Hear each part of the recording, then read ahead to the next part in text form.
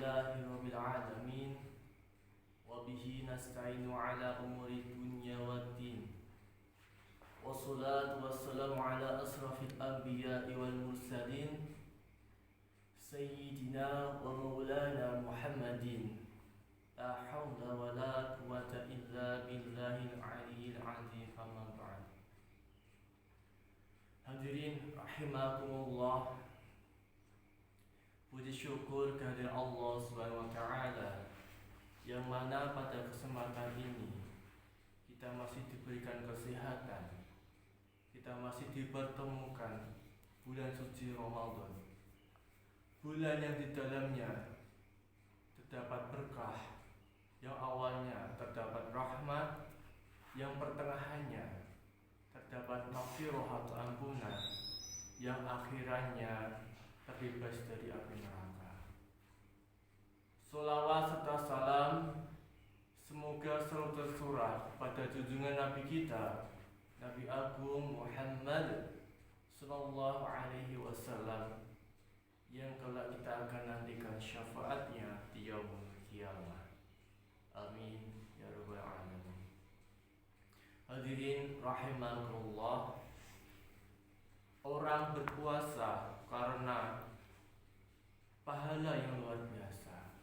Bulan suci Ramadan, bulan yang mulia, di dalamnya terdapat ibadah puasa yang wajib bagi kaum muslim seluruh dunia.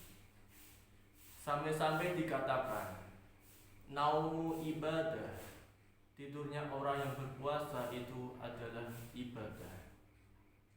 Atau hadis yang populer di saat bulan suci Ramadan, hadis yang diriwayatkan dari Abdullah bin Abi Aufa al-Aslami radhiyallahu anhu, Rasulullah sallallahu alaihi wasallam bersabda, naumu shaimi ibadah wa sumtuhu tasbih wa amaluhu mudha'af wa du'a'uhu mustajab wa dzambuhu maghfur. Yang artinya tidurnya orang puasa adalah ibadah, diamnya adalah tasbih, amal ibadahnya dilipat gandakan, doanya dikabulkan dan dosanya diampuni. Tidur yang ibadah itu bagaimana?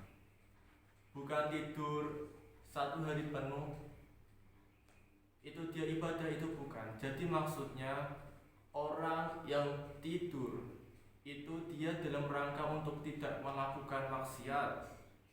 Dan tidurnya orang yang berpuasa ini dia betul-betul dijaga dan tidur cara Rasulullah SAW. Sekarang kan banyak orang tidur yang cara bahasa Semarangnya itu trek-trekan tidurnya, umbul-umbulan atau los, ya, dari setelah subuh bangun maghrib. Padahal itu setelah subuh juga tidak baik, karena Allah Subhanahu wa taala memerintahkan malaikat waktu subuh membagikan rizki kepada hamba-hamba yang sedang tadarus Al-Quran, yang sedang zikir, yang sedang mempersiapkan diri untuk melakukan aktivitas. Jadi tidur setelah subuh sampai maghrib tidak bisa dibilang ibadah, melainkan itu tidurnya orang yang malas. Maksudnya tidur itu ibadah ketika dia benar-benar sudah capek dan dia tidur setelah baca Al-Quran. Saat dia tidur itu sama Allah dihitung ibadah, karena dia hobi ibadah. Jadi karena dia hobi ibadah, Allah menghitungnya sebagai ibadah. Karena dia capek, dia tidur saat istilahnya melepas penat, melepas lelah, atau ngeluh boyok istilahnya, itu dihitung ibadah. Tujuan tidak dengan tujuan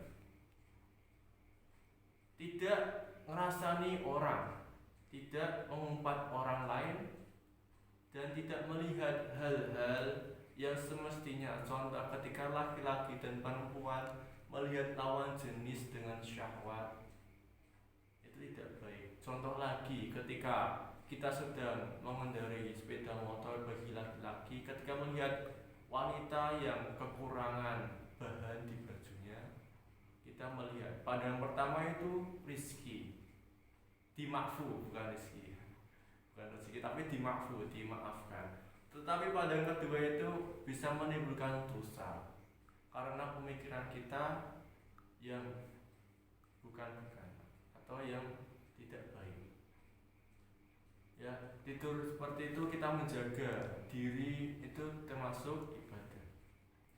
Dan mudah-mudahan tidur kita untuk menanti sahur setelah kita melakukan sholat tarawih atau qiyamul lail, setelah kita tadarus Al-Quran, itu dihitung ibadah juga karena kita tidur setelah melakukan ibadah.